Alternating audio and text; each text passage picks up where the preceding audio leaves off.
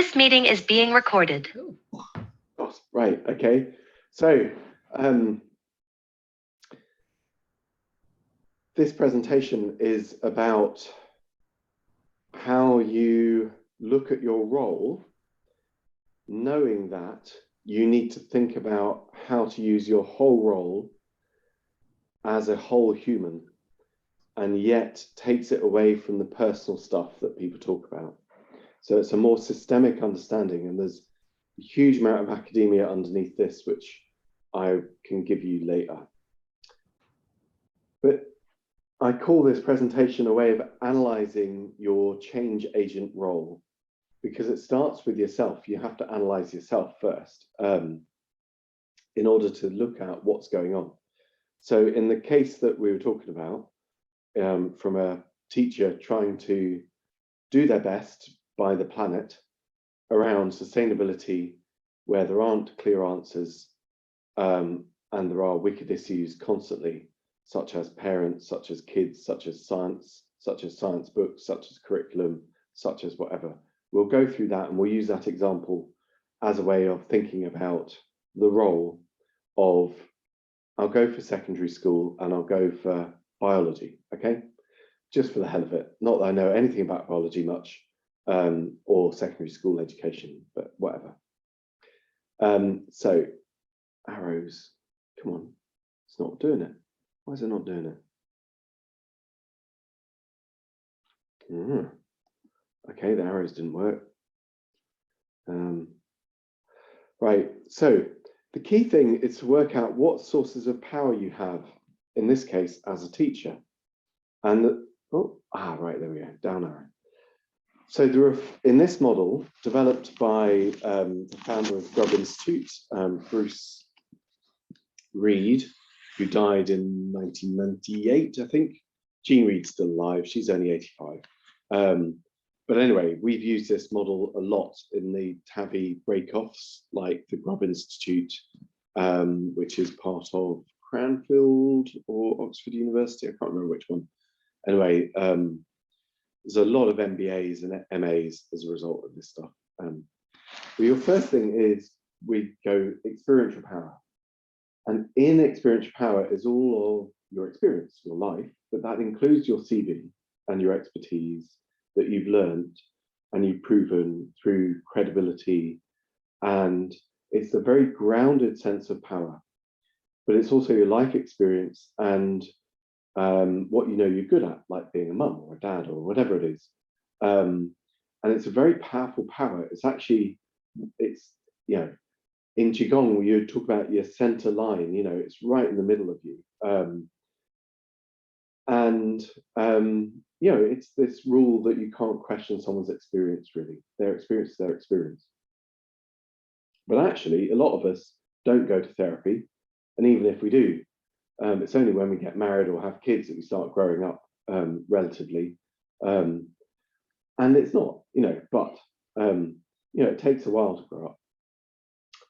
Instrumental power is a very different kind of category. We call it the resources I can control. In an organization, it's the things like who actually controls the mailing list, or who actually opens up the rooms or the building. So let's say you're running an event and you're taking a bunch of kids to the Dynamic Earth. You control the kids, but within the education policy, relatively, and you don't control the buses and they could be late, and you certainly don't control Dynamic Earth. And you don't control the other people that happen to be at Dynamic Earth that day. But actually, you're not in charge of the curriculum. That's John Swinney, ultimately, or whatever, or other people in between John Swinney and you. And anyway, John's moved, doesn't he? Anyway, you only have a certain bit of control. But one of the most ways that I express this the most for organizations is when you're chief exec, you think you're chief exec until you realize that you can't send an email via MailChimp without an administrator. And actually, the administrator has more power instrumentally than you have about communications, probably. Unless you're a control freak and you've taken control of the actual password. So it's really important to actually work out, well, what is the systems, and this is where it becomes systemic, the systems that I actually have control over. And that can be quite shocking for people. In the education system, for example, you have no control over the parent systems. Every teacher knows that, particularly secondary school, where you hardly even see them. But actually, you don't really have control over the kids that smoke, except for when they're on the premises. And so the rumour mill of kids, the smoking system, the sentient system of people who hang out together, be it people who hang out together doing homework clubs, or people who hang out together smoking, you would like to speak to one of those groups about their behavior, maybe, and go that extra mile, like really speak into the group, but don't go and chat behind the bike sheds with the smokers, because it's not your territory, unless the bike sheds are on your territory. And so there are lots of mistakes that people can make about not analysing which systems they actually have power over, such as, for example, I certainly work with chief execs who will go down the pub, try and speak to the workforce that's having a go at them, that's having a work night out. And they're welcome to go to the work night out, but actually there are 3 people who are ex-workers also there at the pub night out, and they've made a miscalculation. They should have done it in support and supervisions or team meetings. However, projected power is a very real thing, and is projected onto you, certainly from kids, certainly from parents, and certainly from other teachers if you're any good. And of course, that projected power could be negative projected power. Other teachers might hate you for being so good, and want you to know your place on sustainability, because it ain't like that in biology. Or they could give you positive for being a rebel or being great at interpreting current biology into the current context. And that can go to your head, the projected power. And that's fine, but it doesn't belong to you. It's projected from someone else. So the work you need to do with projected power is realize that it belongs to someone else.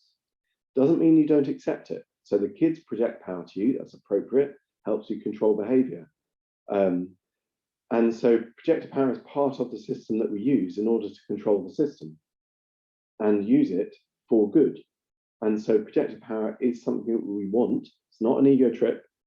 It enables us to work within our appointed role, etc.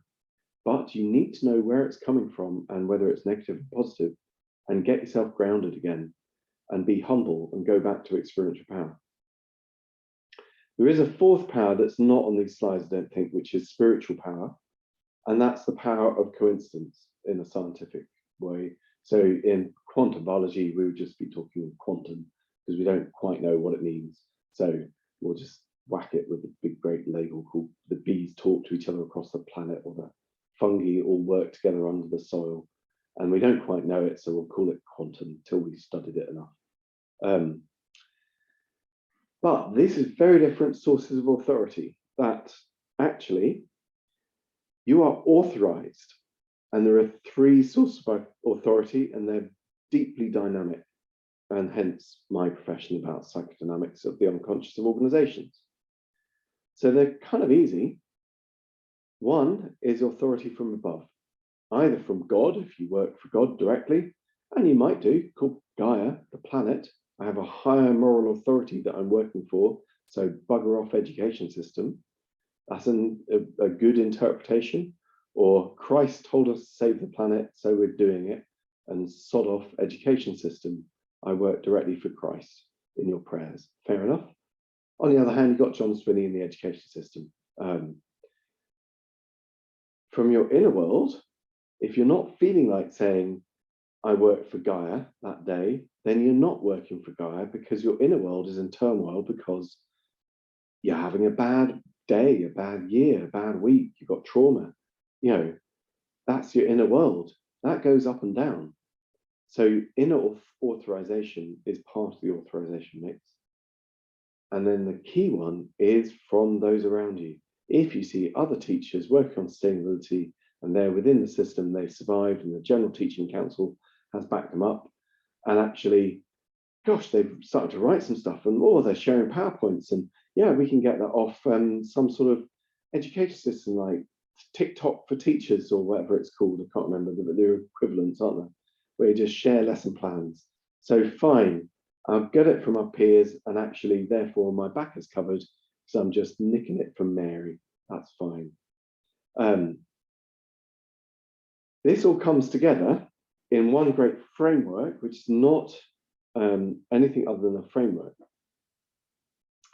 And this is what I do in my coaching work. It's what I do in my organizational consultancy work, is I analyze and help people analyze for themselves what it is that their role actually is.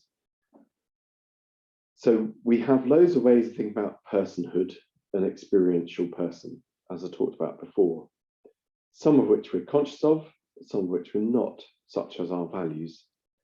But our values become evident to ourselves when we shout at our kids, obviously, because we didn't really want to shout at kids, and not at least for 5 times in a row, and not as rude as that. So there must have been something going on, and our value base got into conflict. And that's fair enough. We also all see different parts of the context, and this is where climate change is such a wicked issue, because we can only learn so much. We can only tolerate learning so much about the actual emergency. It is scary as shit. And so we literally look at what we can look at, and then close our textbooks or our computer or David Attenborough and go, that's enough. I've had enough. I already know that everyone's dying. Thank you very much. Give me some good news or whatever. But equally, some of us are very aware of what the local authorities like Edinburgh have founded and put into policy and education legislation around the climate emergency, and what United Nations and Sustainable Development Goals have said. And some of us haven't got a clue because they haven't put it on YouTube yet. And that's fair enough. And of course, we also only trust information through the people we trust.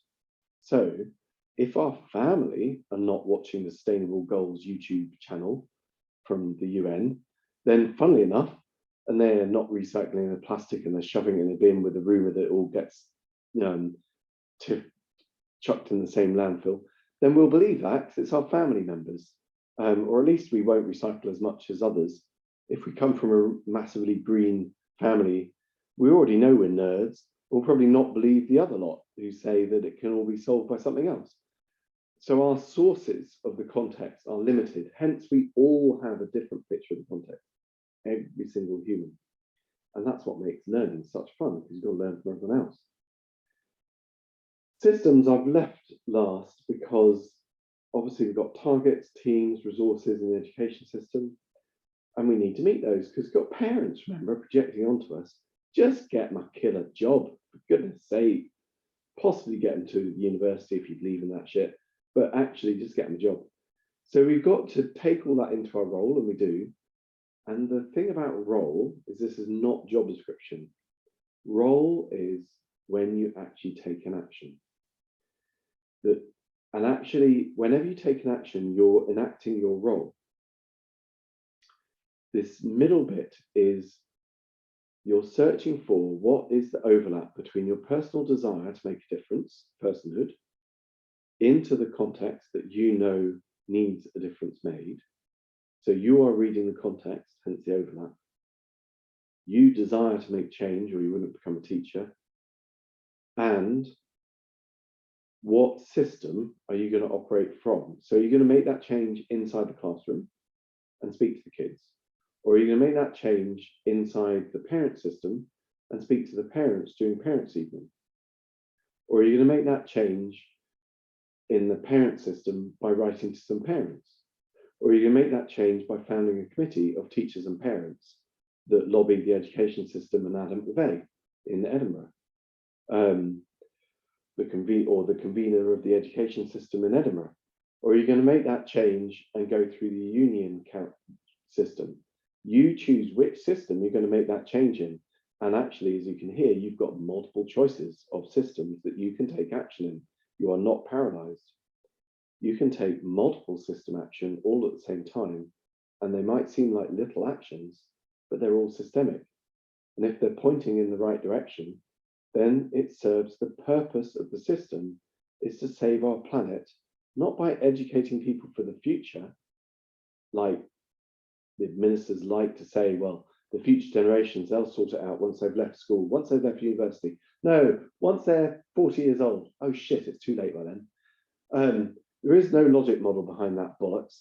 The reality is they have to change the system now, and preferably by yesterday.